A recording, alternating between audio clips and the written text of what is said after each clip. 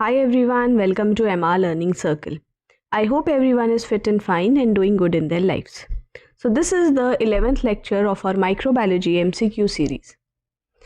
In this video, we are going to cover prokaryotic cell structure and functions part 3, and in this we are going to cover about the bacterial locomotion and positive and negative sense chemotaxis. I hope you all have watched the previous videos.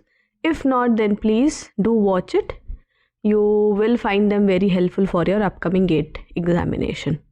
And to get the ebook, you could find the link in the channel's description box, as well as you can find it on the Telegram channel, that is MR Learning Circle.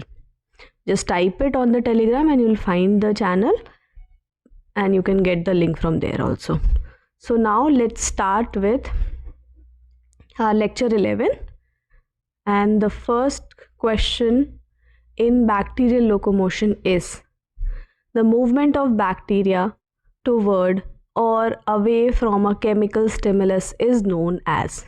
Your options are A. Phototaxis, B. Chemotaxis, C. Aerotaxis, and D. Magnetotaxis.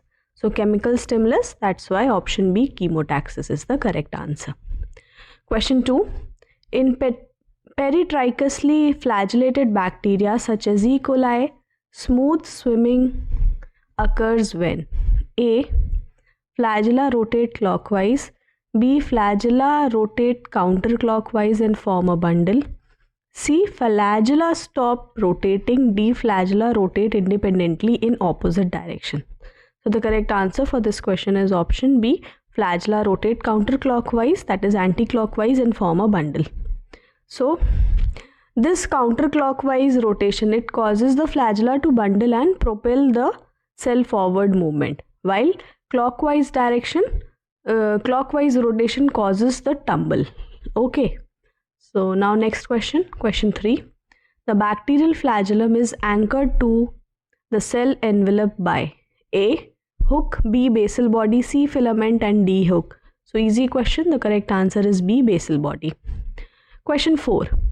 The torque of bacterial flagellar rotation is generated by. Options are A. ATP hydrolysis, B. proton motive force across the membrane, C. sodium ion pump only, D. depolymerization of flagellin. Correct answer for this question is option B. proton motive force across the membrane. Question 5. Spirochetes such as Treponema pallidum exhibit motility through. Options are A. external flagella, B. gliding motility, C. axial filaments, that is endoflagella, located in the periplasmic space, D is pili contraction. So the correct answer for this question is option C. axial filaments located in the periplasmic space. Now question number 6. The run and tumble movement in E. coli helps in.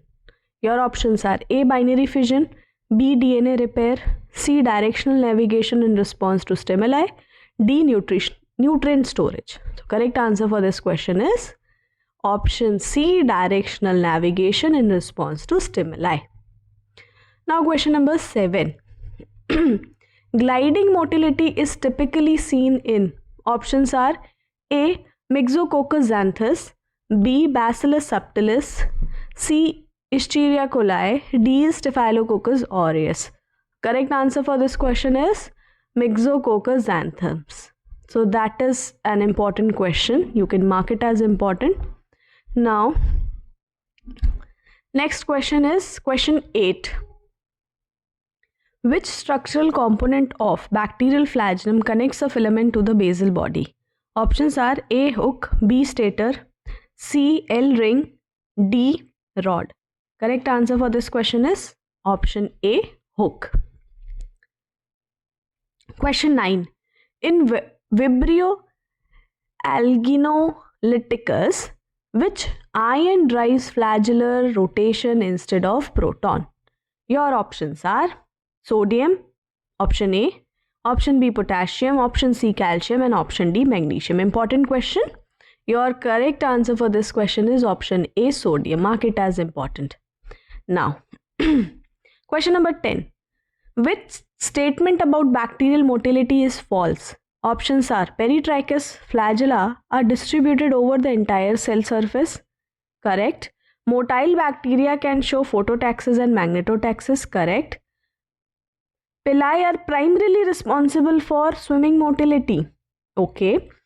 Option D, spirochetes move using internal axial filaments. So option C, that is pili are primarily responsible swimming motility, is a false statement, whereas pili are involved in twitching motility and conjugation, not swimming. Okay, swimming motility, that is powered by your flagella. Okay, so that was for your bacterial locomotion. Now next we have positive and negative chemotaxis. Now first question, chemotaxis in bacteria refers to option A, random movement of bacterial cells, B, directive movement in response to chemical gradient, C, passive diffusion of molecules, D, flagellar synthesis during growth. The correct answer for this question is option B, directed movement in response to chemical gradients. So what is chemotaxis? It is the ability of bacteria to move towards or away from the chemical gradient using your flagellar movement. Now what is a positive chemotaxis movement? What positive chemotaxis movement is? So your options are A, towards higher concentration of chemical attractant, B, away from a toxic substance, C, towards light source, D, away from oxygen. So easy question, option A, towards higher concentration of a chemical attractant is the correct answer. Okay. Now question 3, negative chemotaxis is movement. Options A, towards a chemical repellent, B, away from a chemical repellent, C, towards neutral pH, D, randomly in all directions. So the correct answer for this question is option B, away from a chemical repellent. Now question 4, the receptor protein responsible for sensing attractants or repellents in E. coli are known as. Options are MCP, that is methyl accepting chemotaxis protein, SASP, फिर KIA kinases, then D is ribosomal protein. So your correct answer for this question is easy one, MCP, methyl accepting chemotaxis protein. So what are they? They are transmembrane chemoreceptors and they bind attractants or repellent and then they initiate the chemotaxis signaling cascade. Okay, mark it as important. Okay, it is one of the most accepted questions which you can get in your examination.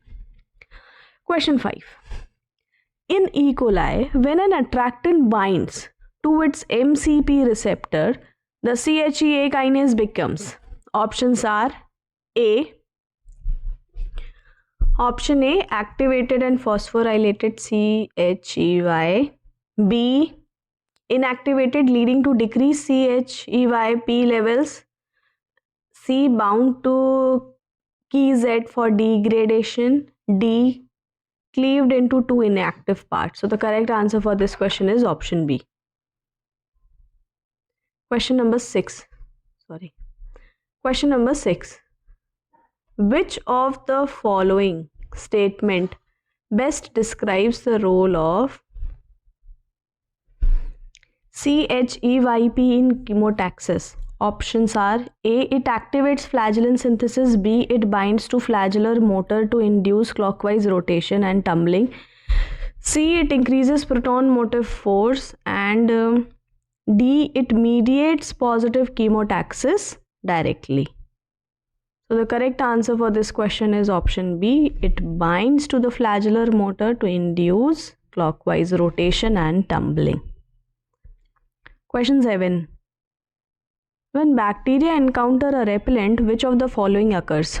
A, CHEA phosphorylation decreases, option B, CHEA phosphorylation increases and producing more CHEYP, C, flagella stops rotating, D, cell stops moving. So the correct answer for this question is option B. Question 8. Adaptation in chemotaxis, allowing bacteria to reset their sensitivity to persistent stimuli, involves A. DNA methylation. B. Methylation, demethylation of MCP receptors. C. ATP hydrolysis by CHEA. D. Synthesis of new flagella. Correct answer for this question is option B. Methylation or demethylation of MCP receptors.